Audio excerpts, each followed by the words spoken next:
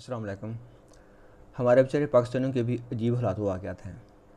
کبھی نکلتی ہے پاناما لیکس، وہاں عمرہ کے پیسے نکل آتے ہیں، فلیٹ نکل آتے ہیں، اور کبھی نکل آتی ہے دبئی لیکس، وہاں بھی عمرہ کے فلیٹ نکل آتے ہیں، بہت بڑی جائیدادیں نکل آتی ہیں۔ اور بیچارے غربا کے لیے ہے IMF، اس میں نئے ٹیکس نکل آتے ہیں، کبھی بجلی پہ ٹیکس، کبھی یہ ٹیکس، کبھی وہ ٹیکس۔ ہمارے غربا بیچارے اس پورے ملک کا بوجھ اٹھا رہے ہیں اپنے کندھوں پہ، اور جو ہمارے عمرہ ہیں وہ یہاں دولت اکٹھی کرتے ہیں اور باہر لے کے جا رہے ہیں۔ کہنے کو کہتے ہیں کہ مسلمان ہیں، لیکن قارون کے واقعہ سے بھی یہ سبق نہیں سیکھتے، فرعون کے واقعہ سے بھی یہ سبق نہیں سیکھتے۔ پیسے کی ہوس بہت زیادہ۔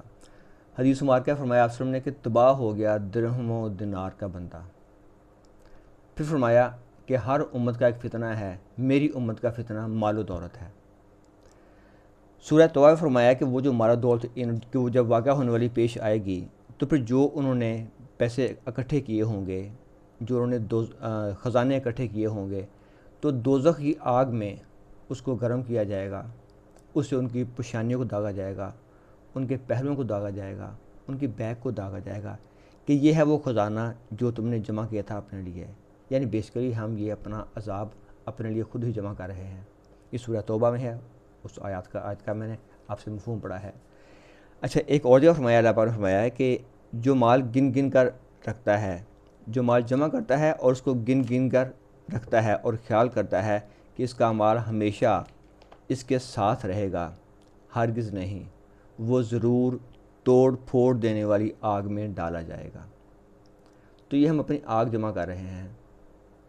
دنیا کی چھوٹی سی زندگی ذرا ڈیوائڈ کریں، ہاں 80 کو فرض کر لیں، آپ کی ایج 80 ایئر ہے، اس کو ڈیوائڈ کر لیں 1 بلین کے اوپر، کیا آنسر آئے گا؟ 0.000۔ تو انتہائی چھوٹی سی دنیا کے لیے، زندگی کے لیے آپ جو اکٹھا کر رہے ہیں، کیا وہ ہمارے پاس کام آئے گا آخرت میں؟ اکٹھا پیسہ کرنا ہے تو حضرت عثمان غنی کی طرح کا ہو جو مسلمانوں کے کام آئے، حضرت ابوبکر صدیق رضی اللہ عنہ ان کا جیسا ہو، آپ خرچ کریں۔ پھر حضرت علی رضی اللہ عنہ جنہوں نے غربت کا یعنی درویشی کا سٹائل اپنایا، مال و دولت اکٹھا نہیں کیا انہوں نے۔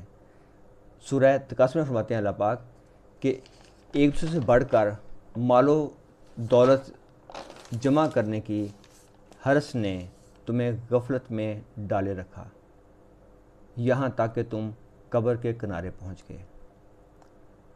تو بہتر ہے ابھی سمجھ جائیں، آنکھ بند ہونے کے بعد جو کرنسی استعمال ہونی ہے وہ یہ کرنسی نہیں ہے، یہ کرنسی صرف یہیں پہ ہے، آگے وہ کرنسی یہاں کام آئے گی جو آپ نے یہاں پہ لوگوں کے لیے خرچ کی ہوگی۔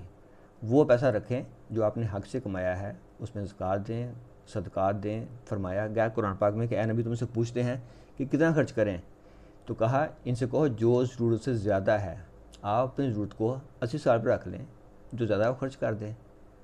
لیکن جو ہماری روش ہے وہ لگتا ہے ہمیں جہنم میں خدا نخواستہ لے کے جائے گی۔